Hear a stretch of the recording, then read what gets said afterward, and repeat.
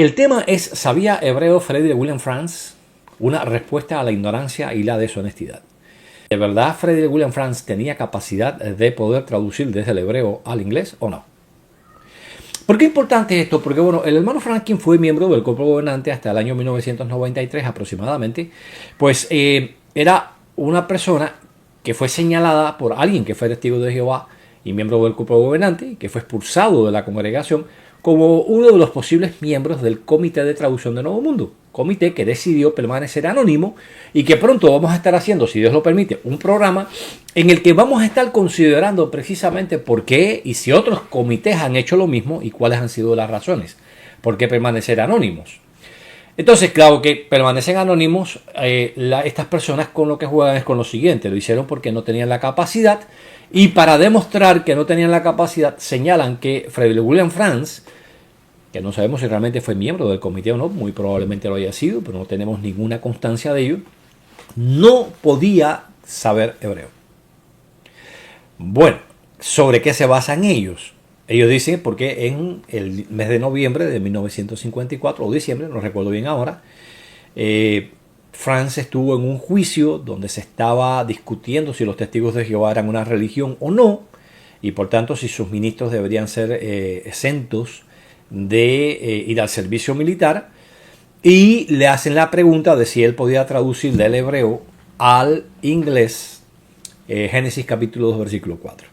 Pero yo quiero mostrarles a ustedes de dónde sacan esta idea estas personas, ¿no? De que el hermano Franz no tenía la capacidad de traducir de el hebreo al inglés.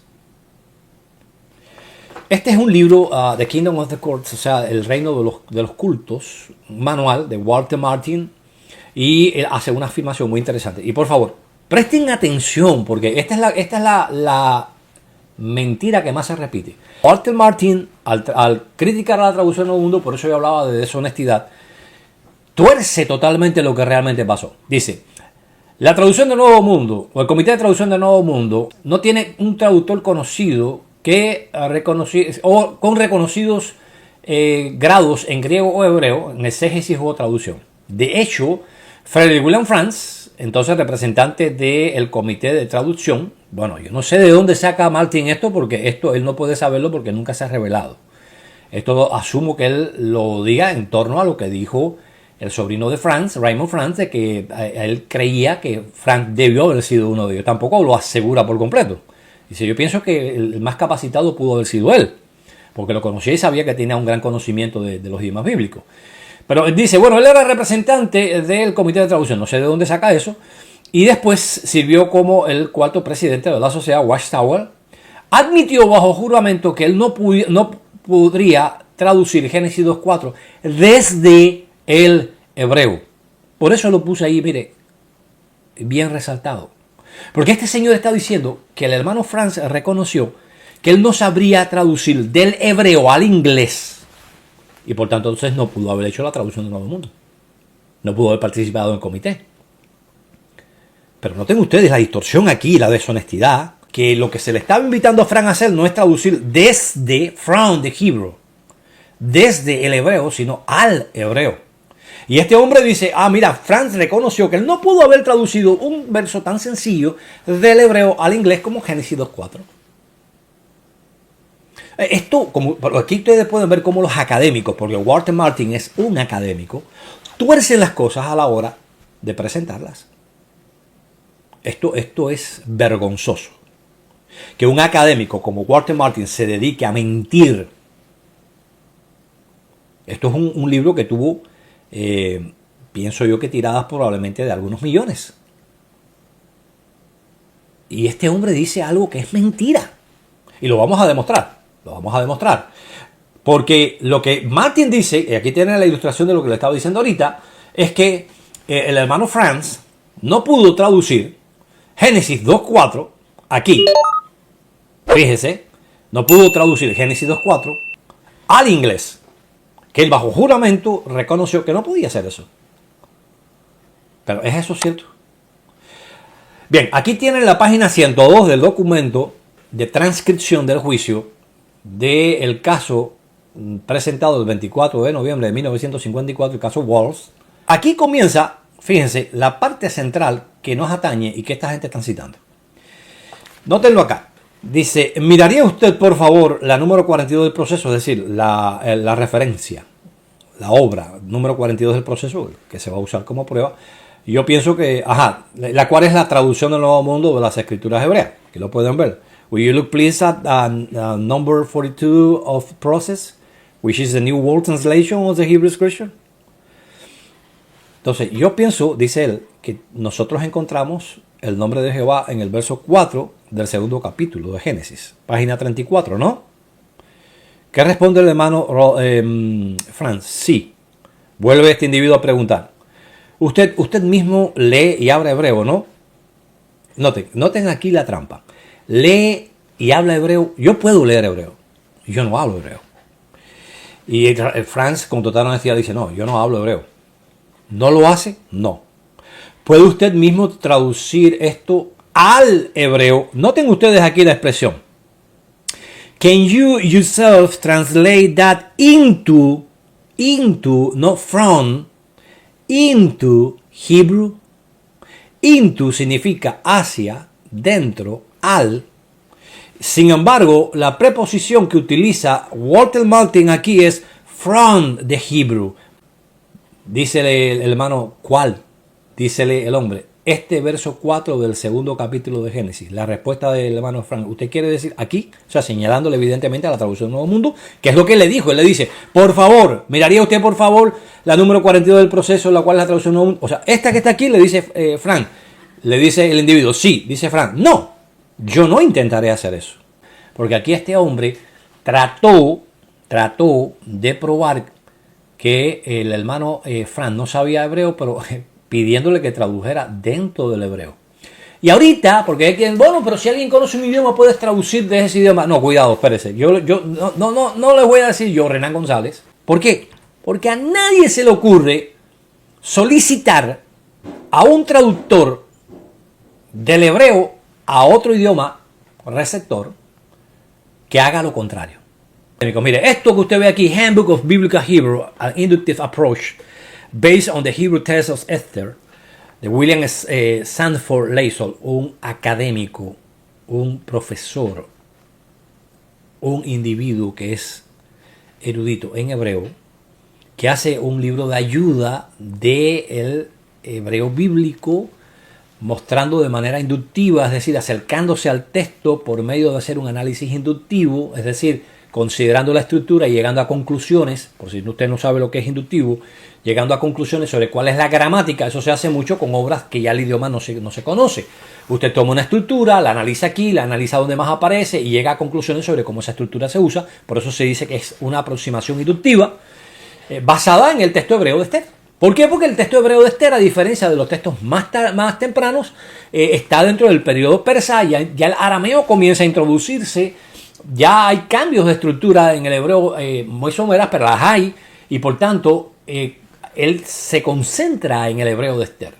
Pero es interesante que cuando él está explicando el plan de trabajo de este libro, muy bueno, les recomiendo que lo tengan, y yo lo tengo, él dice algo muy interesante. Dice, todo aprendizaje es en contexto. Si usted no aprende en una burbuja de vacío, usted lo que está aprendiendo tiene un contexto. Y el contexto, sin embargo, no es artificial. Compuesto quizás por uno que no usa la lengua naturalmente. O sea, ese contexto no es escrito, no es la escritura de alguien que no usa el lenguaje de manera natural, es decir, que no es su lenguaje primario, más bien es el lenguaje actual de aquellos que usan o usaron como su lengua materna.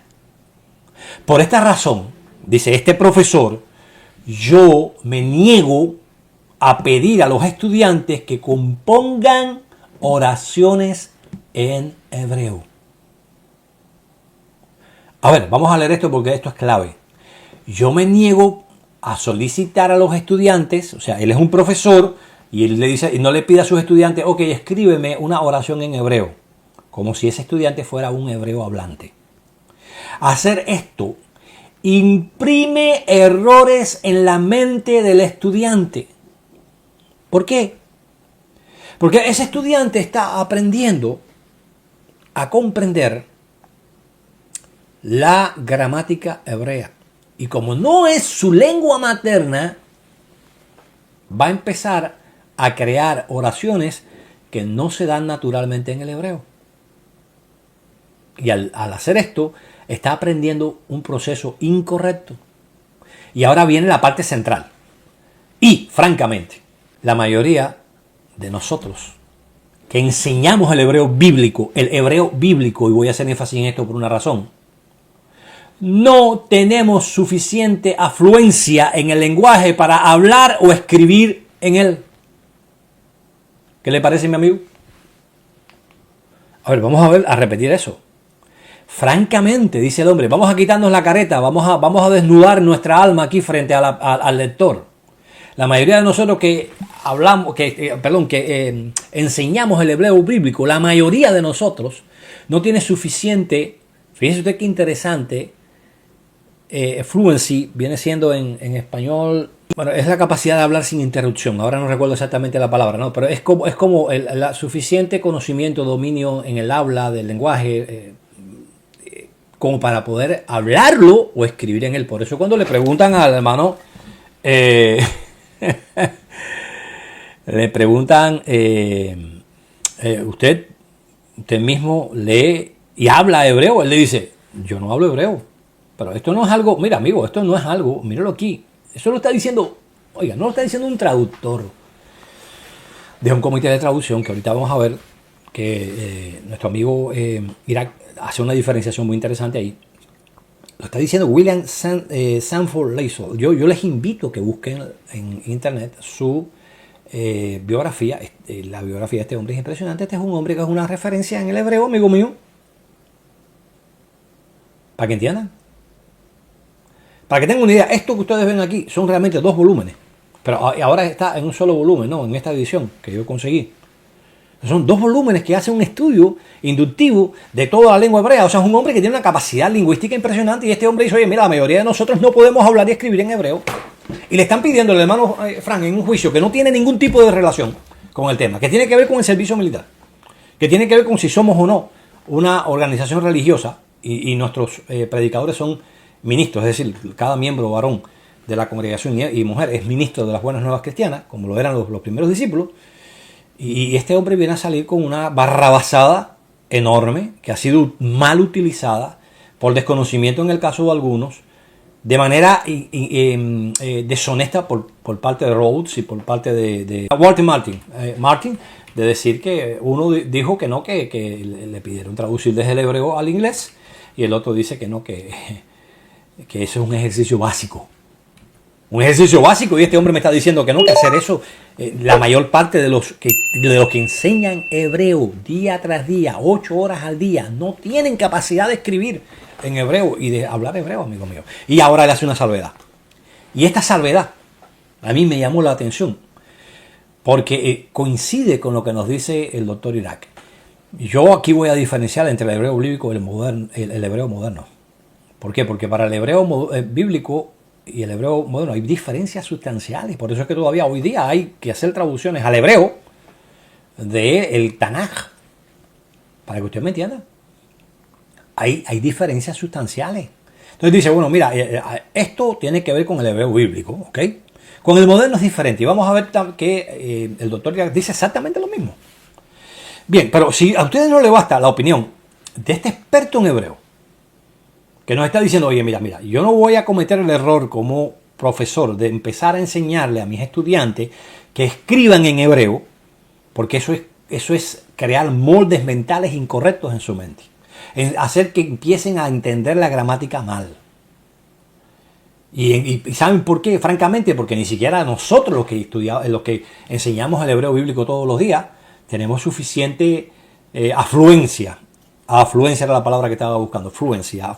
Mira, ahí tienen un ejemplo. Yo domino el inglés y sin embargo, a veces se me olvida lo que significa una palabra.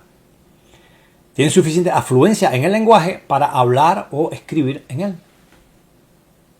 Y usted me va a decir a mí que de verdad lo que se le pidió al hermano Franz Era algo que él necesitaba. Por eso es que él dice, no, yo ni siquiera voy a intentar eso. O sea, le está diciendo, ¿sabe qué le dijo? De manera muy respetuosa, porque claro, como cristiano el hermano Frank era alguien muy respetuoso. Yo no voy a caer en la tontera que usted me está pidiendo a mí. No se lo dijo así, pero básicamente no, yo ni siquiera lo voy a intentar. ¿Por qué? Porque desconocía cómo traducir desde el hebreo al inglés. No, señor, porque nadie, ni siquiera los que enseñan hebreo bíblico todos los días, se sienten con la capacidad, y de esto no es lo que dice él, vamos a ver ahorita más declaraciones, de hablar o de escribir en el hebreo bíblico. Volvemos a decir hebreo bíblico, un hebreo que está muerto. No, el hebreo no está muerto. Sí, el bíblico está muerto como el koiné está muerto, señor. Que el hebreo como lengua en general, o el griego como lengua en general, no están muertos y han sobrevivido al paso del tiempo, no significa que ciertos estadios, en ciertos periodos de ese hebreo, no esté muerto. ¿No? Yo les quiero presentar este manual de Maurice Offer, un erudito en traductología y en traducción, de Global Translator Handbook. O sea, el manual el manual global, o sea, para el mundo entero, de los traductores. Y aquí yo quiero compartir con ustedes algunas cosas que él dice en el capítulo 3, requisitos para traductores profesionales. Está hablando, bueno, ¿quiénes llenan los requisitos para traducir de manera profesional? Hablando de estos requisitos, él va mencionando primero, segundo, tercero. Cuando llega al cuarto dice, cuarto, una distinción debe ser hecha entre el lenguaje desde el cual se traslada y hacia el cual se traslada. Noten ustedes, from and into. Desde y hacia. Generalmente hablando, noten esto, amigos.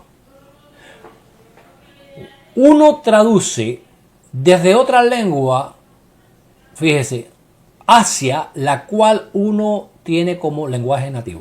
O sea, generalmente hablando, lo que tiene que hacer un traductor es traducir desde un idioma ajeno a su cultura, ajeno a su propio lenguaje, hacia el lenguaje que es suyo propio. Y esto es porque uno es usualmente íntimamente familiar con el lenguaje propio. Mientras, noten esto es vital entenderlo, mientras que aún con años de estudio y experiencia, esto no necesariamente lo capacita a uno para estar completamente at home, o sea, en el hogar, es decir, completamente como cuando usted está en su hogar, que se siente confortable con algo, con el lenguaje adquirido. Nos está diciendo este individuo, mira, ¿por qué generalmente se traduce desde un lenguaje que uno, no es el lenguaje nativo, al lenguaje nativo de uno? Ese es el principal trabajo de un traductor, porque es que uno, por muchos años de estudio, yo quiero hacer énfasis en esto, incluso, while even years of study, o sea, incluso con años de estudio, en experience y experiencia, do not necessarily enable one, o sea, no necesariamente lo capacita a uno, to be completely at home, de estar completamente en el hogar, por así decirlo. Mira, ahí tiene una expresión idiomática como la que se halla en hebreo que mencionaba Irak, Santiago, ¿no? Yo sé, Irak, que si estás viendo el programa vas a disfrutarlo mucho porque este es el lugar donde tú te mueves y estoy seguro. Y por favor, cualquier cosa que veas inexacta, por favor haz una crítica y con mucho gusto y muchísima humildad lo voy a aceptar. Pero dice aquí completamente en casa con un lenguaje adquirido. Usted nunca, muy rara vez, va a poder sentirse con el lenguaje que usted ha adquirido de igual que como usted se siente con su lenguaje propio. Las excepciones a estas reglas son usualmente estas personas que han vivido en más de una cultura y que han hablado más de un lenguaje en base regular. Bueno, si usted está viviendo en Israel y usted está allí y tiene que hablar no solamente el inglés, por ejemplo, o el español, sino el hebreo, bueno, por lo general vas a tener la capacidad porque estás en el medio. Ahora yo les pregunto a ustedes, ¿quién puede estar en ese ambiente con relación al hebreo bíblico cuando el hebreo bíblico se dejó de hablar hace 2000 años atrás, señor? Dígame. O sea, esa excepción que él habla no califica con el hebreo bíblico y lo vamos a ver ahorita con los comentarios que nos hace Irak. Esas personas pueden ser capaces de traducir en ambas direcciones. Pero noten esto, estos son individuos que están dotados muy raramente. O sea, la expresión en inglés es como personas que tienen dones especiales, los cuales han dominado otra lengua a tal grado que ellos pueden ir en ambos sentidos, es decir, desde el hebreo poniendo el caso del hebreo, voy a hacerle francés, al español o del español al hebreo. Pero fíjense, son personas raras. Incluso entre los eruditos, vimos ahorita lo que nos decía este individuo acá. Francamente, la mayoría de nosotros que enseña el hebreo bíblico no tiene suficiente afluencia en el lenguaje para hablar o escribir en él. Y es exactamente lo que nos está diciendo aquí Morris Hofer. Señores, las personas que pueden traducir en ambas direcciones, del hebreo al español, o del español al hebreo, o del inglés al hebreo, y del hebreo al inglés, son muy pocas las personas que pueden lograr eso. Y son personas que han vivido, lo dice aquí, la excepción a esta regla, usualmente son estas personas las cuales han vivido en más de una cultura. Pero usted no puede vivir hoy en la cultura que se hablaba 2000 años, o sea, que se vivía hace 2000 años atrás, porque eso quedó en el pasado. Por tanto, lo que se le está pidiendo a Frank es un disparate, es una trampa, ha sido utilizado de una manera totalmente deshonesta por nuestros enemigos, al decir que Frank falló en traducir del hebreo al inglés, cuando en realidad lo que se le está pidiendo es que traduzca del inglés al hebreo. Pero ustedes pueden ver que yo puedo traducir con una rapidez tremenda desde el inglés. Yo le puedo decir delante de la presencia de Dios, yo no tengo ninguna traducción al español aquí de esto. Se los puse ahorita de la transcripción para que puedan tenerla ahí. Pero ustedes pueden ver con la rapidez con que yo traduzco. Y yo me someto a la prueba con quien quiera ponerme a prueba en vivo, desde el inglés al español. Porque yo todos los días hablo inglés y español y yo puedo traducir desde el inglés del español al inglés, del inglés al español. No como un traductor, pero en el caso de personas que estudian las técnicas de traducción y quieren ser traductores profesionales, pueden hacerlo. Pero no es el caso del hebreo bíblico. Pero dice, no es necesario que usted sea capaz de hablar bien o escribir incluso en la lengua desde la cual usted está traduciendo. No es necesario. Y si no es necesario, ¿por qué le piden a Franz que lo haga? Por eso es que él dice, un hombre con una capacidad tremenda, dice, no, eso yo no lo voy a tratar de hacer, porque eso no tiene sentido. ¿Por qué tienes que pedirme algo que yo no tengo que hacer en mi papel de traductor si yo participo del comité de traducción, señor?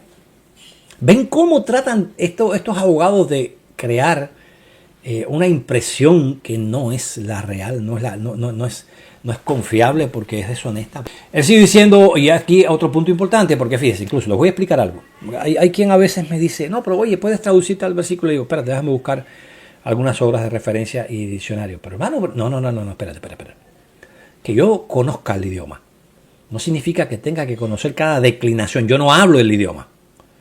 Es un idioma muerto. Yo no tengo por qué conocer cada declinación. Yo pienso que un individuo muy calificado en lo que a idioma se refiere es el profesor, ¿cómo se llama este profesor con el que estuve dialogando hace poco? Bueno, no recuerdo ahora el nombre. Después, si me viene a la mente, yo les digo. Y el hombre lo pusieron a traducir en vivo y le dijo, no, espérate un momentico. Primero, esto es un auristo, me parece que activo, tercera persona del singular, y entonces, no tiene que olvídate de auristo. Bueno, imagínense, ¿quién va a ser? Blanco. Y él le dijo, no, espera un momentico, la traducción no es así.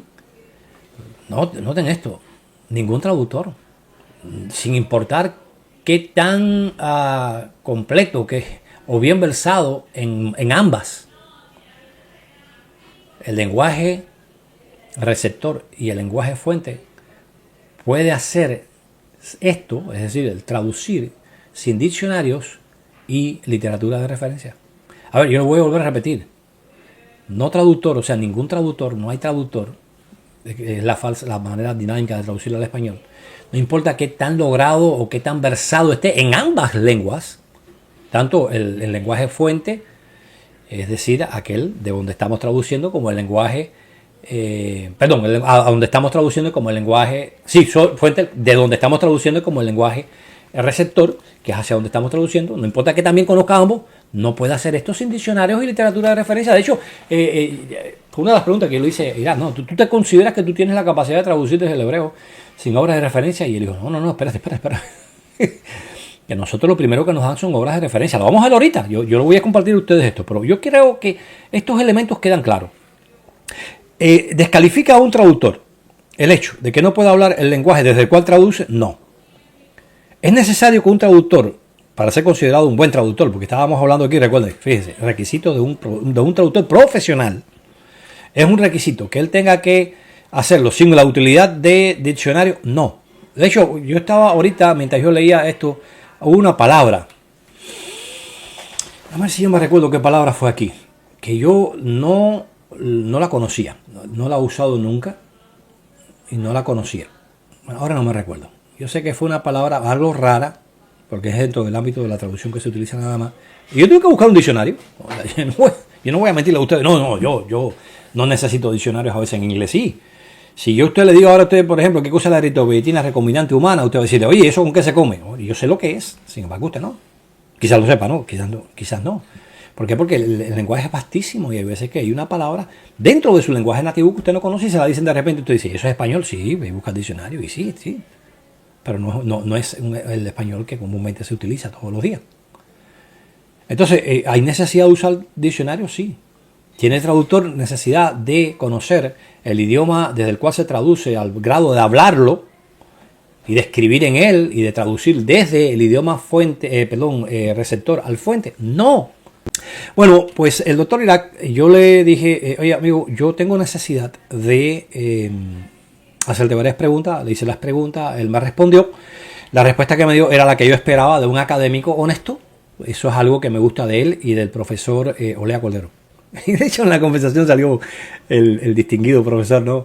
Como alguien que tiene una honestidad intelectual tremenda. Es impresionante. Para mí es impresionante cómo este profesor, que de aquí le mando saludos si llegara a ver el programa en algún momento, no creo que tenga tiempo para ello, pero bueno, este profesor es muy honesto en su exposición.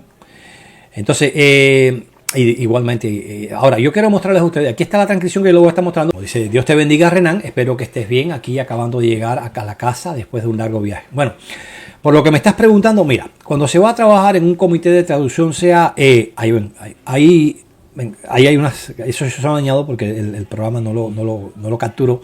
Y yo me gusta ser fiel hasta lo mínimo, ¿no? Como dijo Jesús, una J o un punto, puede cambiar el sentido.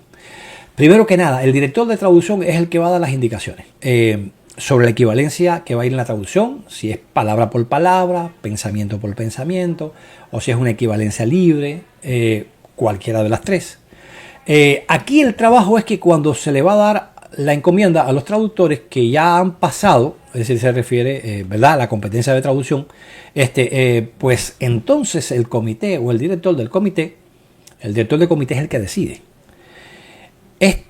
¿Cuál es el que decide? ¿Cuál es la equivalencia? Pues ahí se hace como una pausa ahí. El mismo comité le suple a los traductores, si no tienen las herramientas, como diccionarios, varios diccionarios, no solamente uno, son varios diccionarios de terminología de la lengua, en donde a donde va a ir orientada la traducción, pues se les va a dar. Diccionarios, prácticamente lo más que sean, son diccionarios hebreo-español, de hebreo-español.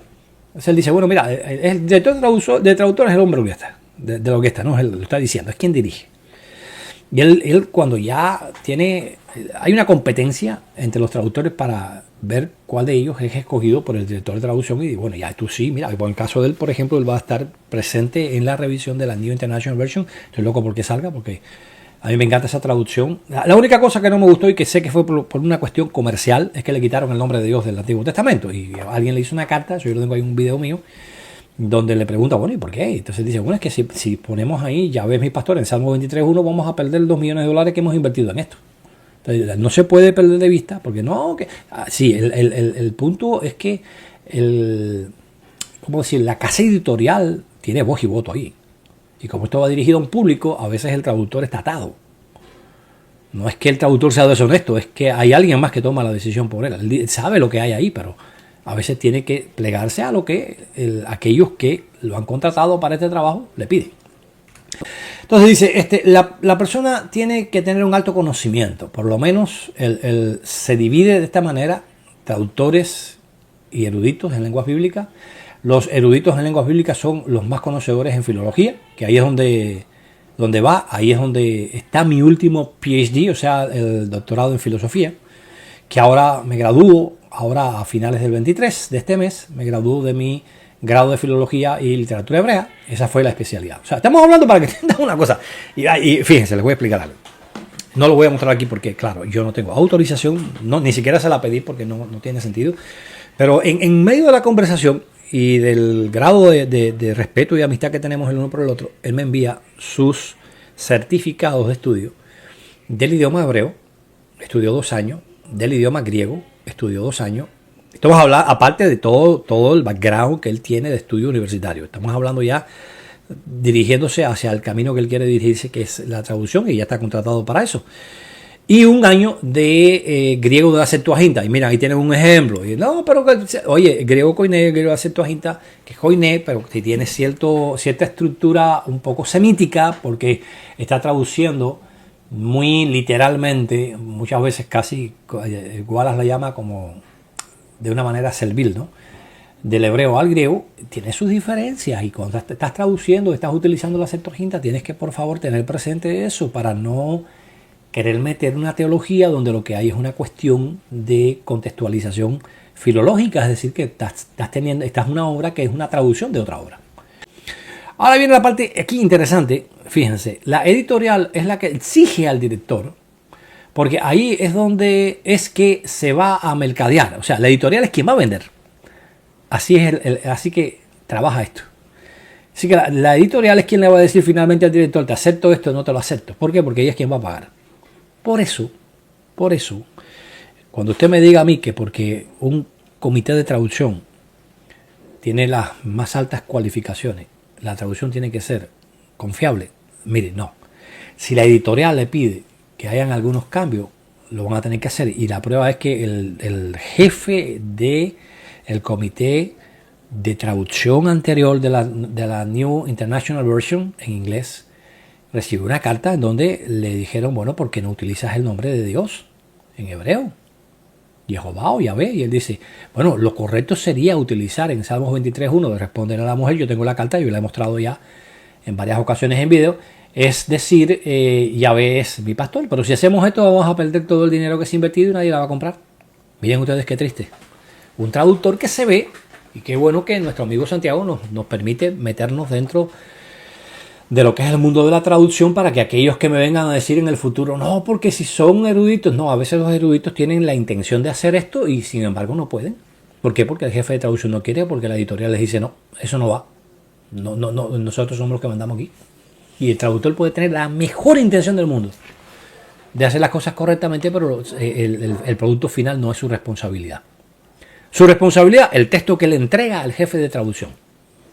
Ya el jefe de traducción, si lo usa o no lo usa, ya eso es otra cosa. Pero él hace en conciencia delante de Dios lo que él tiene que hacer. Pero a veces hay cambios porque ciertas doctrinas, o porque sí esto, o porque sí aquello. Bien, por consiguiente, la otra pregunta, yo le hice dos preguntas, ¿no? La otra pregunta, si se puede traducir del español al hebreo. Del español al hebreo. Recuérdense que lo que se le pidió a Franz, pues vamos a hacer el énfasis, no fue traducir del hebreo al inglés, que es lo que hicieron en la traducción del Nuevo Mundo, sino del inglés al hebreo.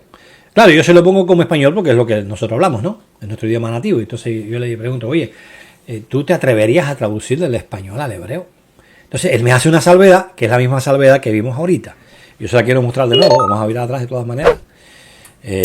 Acá, mírenlo aquí, dice, yo quiero diferenciar aquí entre el hebreo bíblico y el hebreo moderno. Y cuando yo leo esto, yo meto un salto en el asiento, porque yo digo, pero espérate, que Isaac estaba leyendo lo que yo estaba leyendo, ¿o qué? No, es simplemente que tiene un conocimiento muy bueno del hebreo y él sabe lo que está diciendo. Por eso me dice, ¿cuál hebreo? Porque si el hebreo bíblico es bien diferente, el hebreo bíblico es un hebreo de casos. Por eso es que se utiliza diccionario, se utilizan léxicos gramaticales para poder acercarnos a los casos. Ahí ven lo que le estaba diciendo, usted no tiene que saber todas las declinaciones de una palabra, ni las posibles conjugaciones verbales, ni siquiera todos los prefijos que pueden haber con la raíz del verbo o con un sustantivo. Usted no tiene que conocer eso, y por eso se utiliza un léxico gramatical. Se utilizan léxicos gramaticales para poder acercarnos a los casos, los géneros y números en ese idioma, como en el arameo y el griego a la misma vez, porque el griego es un griego de casos. Él quiso decir un idioma, bueno, está bien, al igual que el hebreo es un hebreo de casos, o sea, está hablando de hebreo, bueno, quizás porque está hablando del griego bíblico y del hebreo bíblico. Lo que sí nosotros sabemos, entendemos, es que el hebreo bíblico, el hebreo rabínico, sabemos, entendemos lo que es el hebreo bíblico, el hebreo rabínico, el hebreo medieval y el hebreo moderno. Como pueden ver, tenemos distintos estadios, lo mismo que estábamos hablando. Yo estoy seguro que si él ve esta disertación que he hecho y él me voy a hablar de una gramática del hebreo epigráfico, él sabe lo que yo estoy hablando. Quizás a alguien que no esté familiarizado con estos estudios, oye, pero ¿qué quiere decir? Por eso yo les expliqué, es la gramática del hebreo que se escribió en óstraca, en paredes, en distintos documentos primitivos de los primeros estadios del hebreo, y que su estructura era muy diferente, bueno, no tan diferente, pero sí diferente en cierto sentido del hebreo bíblico propiamente, o del hebreo rabínico, o del hebreo medieval, o del hebreo moderno. Dice, yo puedo traducir del hebreo, del español al hebreo moderno. Puede hacer del español al hebreo moderno. Noten, al hebreo moderno. Por eso es que ahorita este experto en hebreo decía, hey, yo quiero hacer una diferencia entre el hebreo bíblico y moderno. Dice, sí, del español al hebreo moderno sí se puede hacer, claro, pero del español al hebreo bíblico es bien difícil, porque es un hebreo de casos. O sea, me está diciendo, a ver, ¿cómo tú crees que yo voy a saber exactamente la declinación de la palabra, los sufijos y prefijos que van a ser necesarios para yo traducir del español al hebreo? Señores, está hablando alguien que ahora, el 23 de este mes, se gradúa con un PhD, con un doctorado de filosofía en literatura e idioma hebreo. Y me está diciendo, no, espérate, no, eso es muy difícil. Eso es raro, no creo que nadie lo haga, eso nadie lo hace. Del español al hebreo bíblico de caso, eso de verdad, el que lo haga es un fenómeno. Pero no se puede. ¿Se puede traducir del hebreo bíblico de caso al español transliterado palabra por palabra? Sí, claro. Después de ahí entonces se usan las diferentes equivalencias. O sea, del hebreo, no te lo que él nos estaba diciendo. Irán nos está validando exactamente lo que nos dijo el Leisol, el erudito hebreo, el profesor de hebreo, en su libro. Si tú me dices, oye, mira, del hebreo al idioma receptor, en español o en inglés, sí, eso cualquiera que haya estudiado un poco hebreo lo hace. Especialmente, como hemos visto, ¿no? Con léxicos gramaticales, con diccionarios, etcétera. Yo me alegro muchísimo que esto haya salido a la luz, porque honestamente es algo que la gente está tan equivocada en cuanto a cómo funciona la traducción, especialmente en el tema de los idiomas bíblicos, que bueno que nuestro querido amigo Irak ha sacado esto a la luz, ¿no? ¿Se puede traducir desde el español del hebreo bíblico al español? Sí, claro. Pero del español al hebreo bíblico, que es un hebreo de casos, es bien difícil. Eso nadie lo va a... No creo, yo no he visto a nadie haciéndolo, absolutamente a nadie. Yo conozco eruditos de verdad, de peso pesado, y no lo hacen porque eso es un hebreo de casos. Porque volvemos a recalcar, lo que se le pidió al hermano Frank es algo que el propio Irak Santiago González está diciendo, eso no lo hace nadie. Lo que ese hombre le pidió a Frank es injusto, eso no se puede hacer. Es un idioma que es demasiado complejo para traducir del español al hebreo. Y Frank lo iba a hacer en medio de un juicio sin ningún tipo de referencia, sin léxicos gramaticales, sin diccionario. No, él tenía que demostrar que él era un salvaje. Si Frank llega a hacer eso, amigo, ese hombre estuviera en récord Guinness. Siguen diciendo, ahora, el hebreo moderno no, el hebreo moderno es más fácil. Por eso este hombre allá, el Leisol, decía, yo quiero hacer una salvedad, ¿no?, entre el hebreo bíblico y el hebreo moderno. Incluso hay traductores, cuando nosotros vamos a Jerusalén y hablamos en español, noten, este amigo nuestro ni siquiera empieza a hablar en hebreo, y él lo sabe, pero no, él habla en español, y entonces hay personas que hablan español y hablan el hebreo moderno. Eso sí se puede hacer, claro, porque es un lenguaje vivo, ambos son vivos, ¿no? Pero de lo contrario, hebreo clásico, hebreo bíblico, del español al hebreo bíblico, eso es imposible, nadie lo hace. Se dan cuenta que lo que le pidieron a Frank es un imposible, por eso dijo, no, yo eso no lo voy a intentar. Porque no sabía hebreo. No sea tonto, amigo. No se coma todo lo que lee en internet. No. Simplemente porque es imposible hacerlo. ¿Quién lo dice? Renan González. No, mire. Después a través de Messenger tuvimos algunos mensajes y yo le volví a solicitar de nuevo.